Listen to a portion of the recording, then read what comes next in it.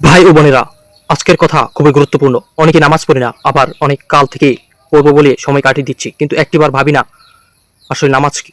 নামাজ হলো আল্লাহর সামনে দাঁড়িয়ে নিজের সব দুঃখ কষ্ট ভাগ করে নেওয়ার সুযোগ। এটা শুধু ইবাদত না, এটা আমাদের আত্মার খাবার।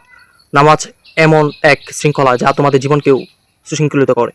কোরআনে বলা হয়েছে, নামাজ মানুষকে অশ্লীলতা ও মন্দ কাজ থেকে বিরত রাখে। সূরা আনকাবুত 45।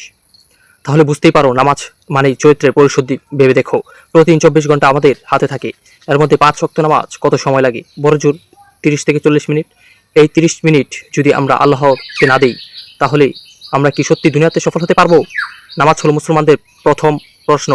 কিয়ামতের দিনে রাসূল সাল্লাল্লাহু আলাইহি ওয়াসাল্লাম বলেছেন, কিয়ামতের দিন মানুষের সর্বপ্রথম হিসাব হবে নামাজ দিয়ে।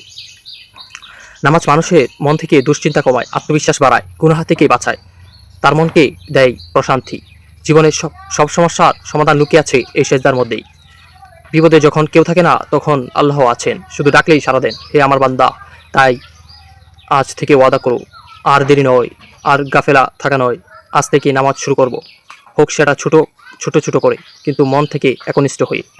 ভাই ও বোনেরা, জীবন একদিন শেষ হয়ে যাবে, কিন্তু সেজদায় স্মৃতি থাকবে কবরেও। আজ নামাজকে ভালোবাসলে কাল নামাজই তোমার রক্ষা করবে। ভিডিওটি যদি ভালো লাগে, একটি লাইক আর একটি কমেন্ট দিয়ে সাবস্ক্রাইব করবে। ধন্যবাদ।